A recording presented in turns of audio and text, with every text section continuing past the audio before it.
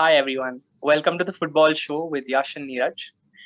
Today we're discussing Manchester United versus Liverpool. This is the biggest fixture on the football calendar. It attracts thousands, millions of fans across the world. We're doing it a little different today. We're not talking about the present. We're talking about an all-time Manchester United versus Liverpool 11, and we're picking just Premier League players because we are we're limiting the cutoff point at Premier League players. So it's for United has been kind of a difficult sort of way to pick the teams because there are just so many talented players across generations. I doubt it's the same for Liverpool, That's but not the case, bro. I That's think not the Neeraj would. case. Yeah, so I think if you feel that Neeraj is going to win this one, he's probably going to win this one. But let me just um give it up a little. Let me just cut myself a little bit of slack here. So yeah, but that being said, Neeraj, let's start with the teams, and yeah, you can go ahead. When you said all-time 11, I just started to laugh because I don't have such a whole team to look back on. A lot of players from the current team are definitely in there because it's just now that we've won the Premier League. Though I would Recency disagree, bias. that's okay. We have a solid team now, which you don't have, and you're not seeing you guys win Premier League anytime soon for sure. Yeah, yeah, So, we're drawing as yeah, well today. that's okay. That doesn't matter to you. You're not going to win a Premier League anytime soon. That's what matters. Anyway, so That's moving a to my bold team. prediction. Yeah, go ahead. Yep. Yeah. So anyway, moving to my team, I have a easy defense to select from. Goalkeeper is Allison. The back four has Trent and Robertson, probably the best right back and left back that we've had. Centre back, we had a few choices to choose from, but Virgil van Dijk would obviously be there, the best centre back in the world at the moment till he got injured. And between Carragher and Hippier, I had to choose for the second centre back. Though I would have wanted to go with Hippier, I went to the loyal man, Jamie Carragher, Mr. Liverpool, as the second centre back. That's my back four. Not an all-time 11, almost the current 11. Yes, much. So I went back a little in history actually. I mean, so my keeper is Schmeichel, of course. That goes without saying. Imposing, 6'4", stop everything you throw at him. So I mean, that's gonna blunt your forward line no matter who you pick over there. So yeah, and the back four is more like a flat back four. I've got Neville and Evra on the right and the left, and I've got Stam and Fuzz Vidic. So my two centre backs are the strong men who are going to cut off any chance of the physicality of the strikers that you're going to put on the pitch at some point in time. So that's my back four and my keeper. In midfield, I'm going with Paul Scholes and Roy Keane. Again, imposing, taking the That's it. game to you. Yeah, that's it. I That's it. think Just two I just men. need two midfielders. Okay, so I You're know gonna get something's overrun, bro. coming You're up. gonna get overrun. No chance. Roy Keane is a one-man midfield in himself. I mean, so if there is, I don't think there's anything that can overrun a midfield of Roy Keane and Paul Scholes. But yeah, of course, I'll. What does your midfield look like? Just going to your team, I was actually pretty surprised that you left out Ferdinand because I think a lot of people give a lot of credit to Ferdinand for how good Vidic was, and pretty surprised that you left Vidic out there alone. If I played Torres is just going to run through, and Vidic is just going to come away with a red card because he's got three consecutive red cards against Liverpool in 3 games. So surprised that you picked Vidic there. Maybe you're down to 10 men already, and Schmeichel will have a lot of work to do. So will your midfield in Scholes and Keane. My midfield is going to get overrun you, man. We have Gerrard and Xabi Alonso, two of the best midfielders of Liverpool's all time. They're just overrunning. And we also have the Fab and Fabinho holding the midfield. So it's Fab holding and Gerrard and Alonso just bombing forward. Unfortunately, I didn't have too many choices in holding midfield. Fabinho is extremely good at the moment. So I did pick him. And Alonso and Gerrard are just going to give you nightmares, man. Doubtful, because I don't think Alonso and Gerrard are going to. You're already doubtful.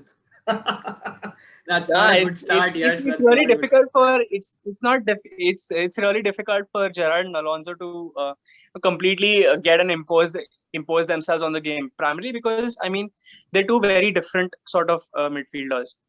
So Gerrard likes to go out and dominate the game. And you won the Champions League with that midfield. No, I'm not saying that. You're saying they're not going to dominate. You're saying it as if. No, come on. If you're just saying that Fabinho, literally Fabinho and Xabi Alonso play the same role. So they're two defensive midfielders. Xabi Alonso doesn't track, bro. That's his role is going to be playing balls from the midfield. And you have four forwards. I don't think he's going to be allowed to do that. I don't think he's going to be allowed to do that because you have four forwards who's going to do the defensive work for you. Who mentioned anything about having four forwards? You just said two midfielders. Who are your remaining four players then? So it's you and I both know that it isn't like a fluid. It's more like a fluid system, right? So it's not out and out attack. So yeah,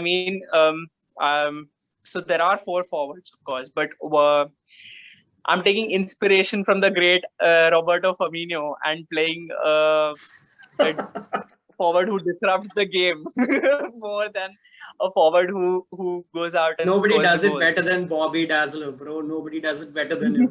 Not even ice cold Martial. Not even Roberto Firmino. even he doesn't know what he's doing on the pitch. Chuck it. What's your team? Just chuck Bobby aside. Right. Okay, perfect. So I've got I've got Ronaldo and I've got Beckham on the wings, right and left and right, and I've got Eric Cantona playing in the hole, and I've got Ruud van Nistelrooy playing up top. So yeah, that's the four forwards.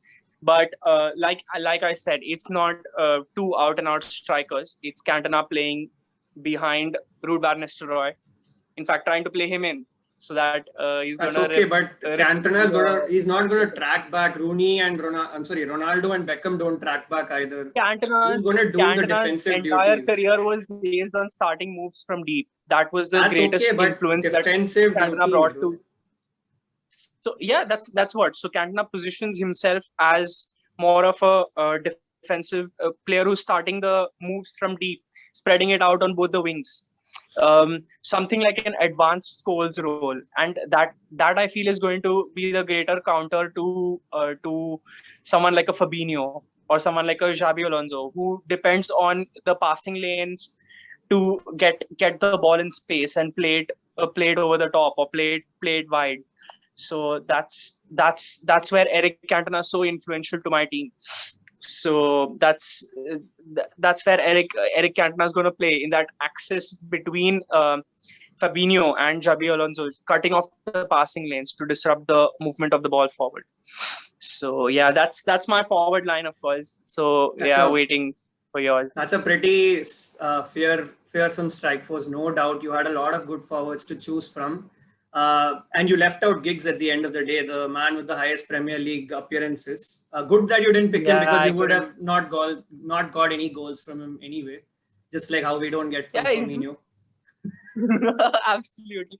So I think Ryan Giggs' career is more about longevity than is about impact. He's just a James Milner at the end of the day. A better James Milner. James Milner with 4 league titles. Yeah. But has Giggs won it in 2 different teams? Milner has. He's won it for City and for Liverpool. You have the answer. Who's a better one? Giggs has won it around 14 times with the same team. That's like comparing Messi with Sergio Aguero. True. So yeah. Yeah. But my front three, I had little Yeah. options to choose from on the flanks. It's obviously again the contemporary duo of Salah and Mane on the left, on the right and the left. For the front man, I had a lot of options to choose from: Suarez, Torres, Fowler, Michael Owen, and I was really Mm-hmm. tempted to go with Fernando Torres because he has Nemanja Vidic in his pocket, and you've seen the kind of destruction he's done. But I wanted to destroy your team a little more with Suarez, not just with his body, Oh. but with his teeth as well. Yeah, I mean, we've the only way Suarez is getting past Yap Stam if he sinks his teeth into him. So so I mean, I He's a don't see any golden other boot way in winner, which bro. Suarez is going to have any influence on the game. He's a With golden boot winner. So trust him to yeah, get the goals against absolutely. you guys. Yeah, I mean, of course, I don't doubt Suarez's caliber, but generally, what I understand from Suarez's game is he relies more on positioning and physical prowess to outmuscle defenders. Typical Premier League striker, you know. And typical is a sort of disservice to Suarez. He's one of the best at what he does. I mean, he's better than a Diego Costa or or some of the other strikers we've seen. But when it's actually quite a tasty matchup, Yap Stam versus Luis Suarez, because Tasty.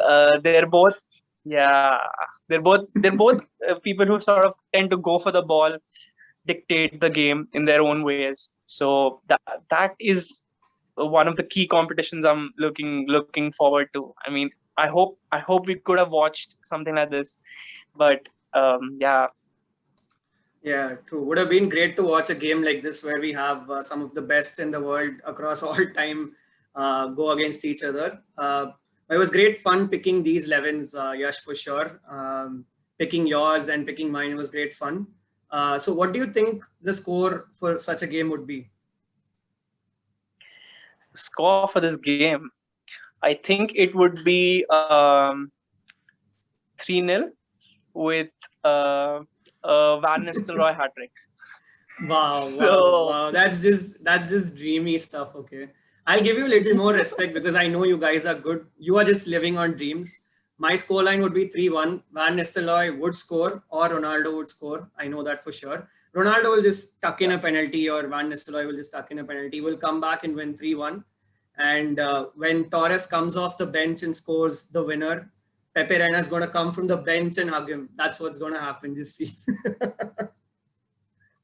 did you just recreate Jurgen Klopp and Alisson versus Everton?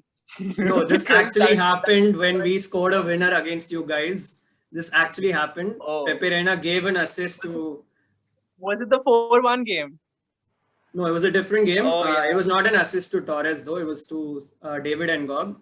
But Pepe Reina ran to the end of the other side yeah. to United's goal and celebrated. So 3-1 to One Liverpool. of And the yes, one of the rare good memories of the fixture that you have, I think. So let's see. I'll let you live with that. Let's see. The next fixture is definitely going to be a good one because I'm pretty sure that we'll win this 2-0. What's your prediction? Oh, so you mean the coming fixture, right? Yes, that's going to I'm be a going good to one go for us again. 2. Yeah, yeah, true. I'm not very optimistic, of course, because we're missing our captain, Harry Maguire.